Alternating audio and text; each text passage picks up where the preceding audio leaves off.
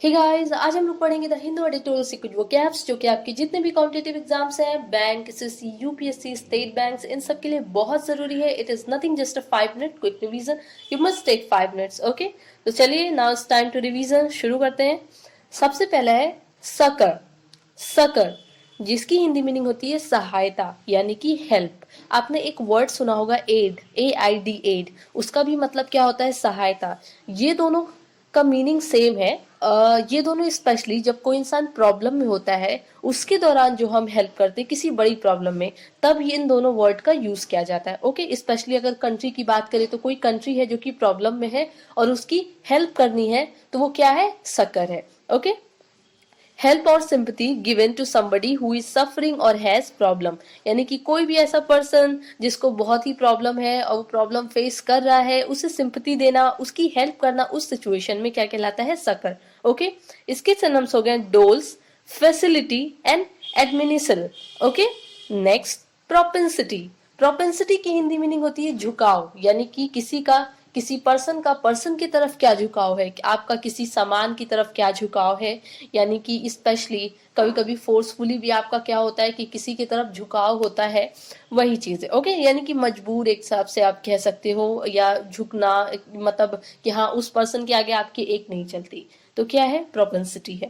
Okay, a habit of behaving in a particular way, यानी कि एक डायरेक्शन में, एक दिशा में क्या करना? बिहेव करना, उसकी जो आदत होती है आपकी, यानी कि झुकने की जो आदत होती है वो क्या कहलाती है? प्रोपेंसिटी। ओके, अब इसके सिनोनिम्स हो गए downgrade and declination. Okay, next faltering. Faltering की हिंदी मीनिंग होती है दुर्बलता, यानी कि वीकनेस। अगर आपके पास कोई भी वीकनेस है, एनर्जी कम है, तो आप क्या हो? दुर्बल हो। या फिर आप किसी इंसान से डर रहे हो तो आपका डर ही क्या है? आपकी दुर्बलता है, आपकी वीकनेस है। ओके, तो टू बिकम वीक और लूज कॉन्फिडेंट। ओके, यानी कि वीक होते जाना, कमजोर होते जाना और अपने कॉन्फिडेंट को भी लूज कर देना क्या कहलाता है? दुर्बलता ही कहलाता है फॉल्टरिंग। ओके, अब इसके सिनोनिम्स हो गए emaciation and infirmity. Okay, next nadir. Nadir, हाँ नादिर एक इंग्लिश वर्ड ही है, सुनने में थोड़ा सा अजीब लग रहा होगा पर ये इंग्लिश वर्ड है। ओके, इसकी हिंदी मीनिंग है अवनति एंड पतन, यानी कि कोई प्रॉब्लम्स, अवनति। अब उन्नति आपने सुना होगा, उन्नति यानी कि क्या? प्रोग्रेस करते जाना, आगे बढ़ते जाना। और उन्नति का जस्ट अपोजिट है अवनति, यानी कि धीरे धीरे नीचे होते जाना। आपकी लाइफ में इतनी ज्यादा प्रॉब्लम्स आना कि आपको बस उस प्रॉब्लम को फेस करते ही पूरी जिंदगी आपकी निकल जाए। मतलब हमेशा बस लूज होते जाना, चाहे पैसे से, किसी भी चीज से क्या होते जाना? कम होते चले जाना।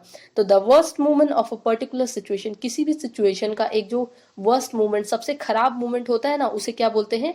नादिर कहते हैं, यानी कि सबसे बेकार चीज जिसमें आपका लॉस हो रहा हो। ओके, मेन आपका लॉस ही है यहाँ।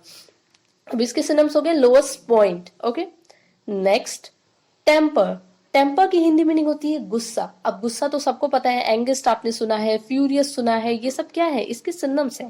टेम्पर यानी कि गुस्सा। शॉर्ट टेम्पर आपने सुना है, मतलब बहुत ज्यादा गुस्सा करने वाला, या तुरंत जिसको गुस्सा आ जाए उसे बोलते हैं शॉर्ट टेम्पर पर्सन। यानी कि वो क्या है? वो इंसान एक शॉर्ट टेम्पर है, यानी कि बहुत जल्दी उसे छोटी छोटी बातों पे गुस्सा आ जाता है।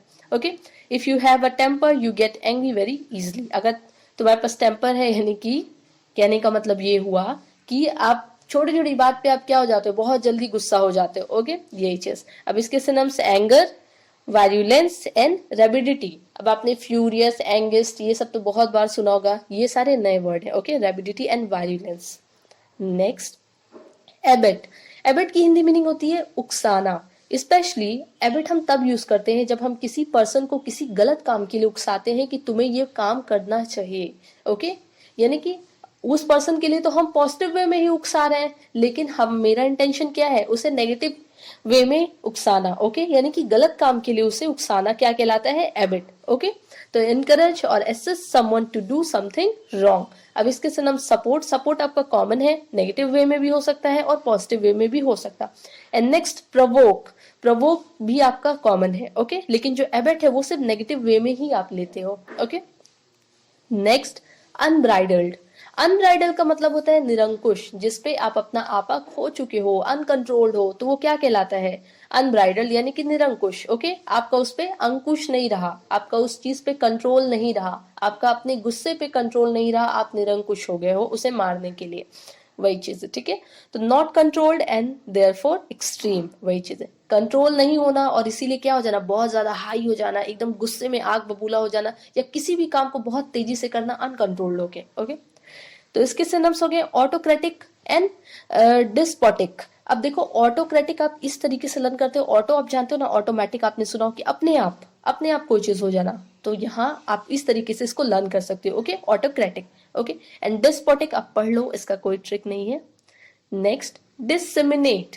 डिसेमिनेट की हिंदी मीनिंग होती है प्रचार करना या फैला देना, किसी भी चीज को क्या करना, फैला देना, चाहे वो इंफॉर्मेशन हो, नॉलेज हो, आइडियाज हो, etcetera, okay. To spread information, knowledge, ideas, etcetera.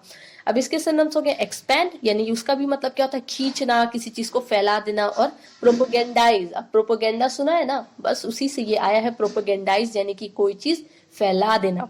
Next publicity, sorry इसके सिनोनिम्स ये है पब्लिसिटी, ओके। नेक्स्ट आपका है ह्यूमिलिएटेड। ह्यूमिलिएटेड का मतलब होता है अपमानित, किसी को किसी भी सिचुएशन में शर्मिंदा महसूस कराना, ओके, उसे अपमानित करना। कि अब जैसे टीचर्स हैं, अब किसी बच्चे ने मतलब होमवर्क नहीं किया, तो टीचर क्या करते हैं, कभी कभी उसको बहुत अशेम्ड फील कराते हैं, बहुत एम्बेरस फील कराते हैं, ह्यूमिलिएट कर देते हैं उसको, यानी कि पूरे क्लास में उसका मजाक बना देते हैं, तो वो बच्चा क्या हो जाता है, एकदम ह्यूमिलिएटेड हो जाता है, ओके, अपमानित हो जाता है। To make somebody feel very embarrassed, okay. अब इसके सिनोनिम्स हो गए डिसऑनर्ड एंड डिसग्रेस। अब डिसग्रेस आपका आया है डिसरिस्पेक्ट से, जहां रिस्पेक्ट नहीं होती है तो वहां क्या होता है, डिसग्रेस, ओके। एंड डिसऑनर्ड मतलब कहते हैं ना सम्मान, ऑनर्ड का मतलब क्या होता है, सम्मान होता है, और डिसऑनर्ड यानी कि सम्मान नहीं रहा, यानी कि अपमानित कर दिए गए, तो सम्मान तो नहीं रहेगा, वही चीज। नेक्स्ट एंड लास्ट आपका एक फ्रेजल वर्ब है alpha and omega. Alpha and omega का मतलब होता है शुरुआत से लेकर के अंत तक, ओके। कोई भी चीज शुरुआत से लेकर के, क्या जैसे गॉड क्या है, अल्फा एंड ओमेगा, शुरुआत से लेकर के अंत तक है वो, ओके। यानी कि भगवान क्या है, वही शुरुआत है और वही अंत है, तो ये है अल्फा एंड ओमेगा, ओके। तो ये सारे आज के वो कैप्स थे, आप डेली शाम में टेलीग्राम पे आया करो, वहां रिवीजन क्या करो, ओके। Thank you.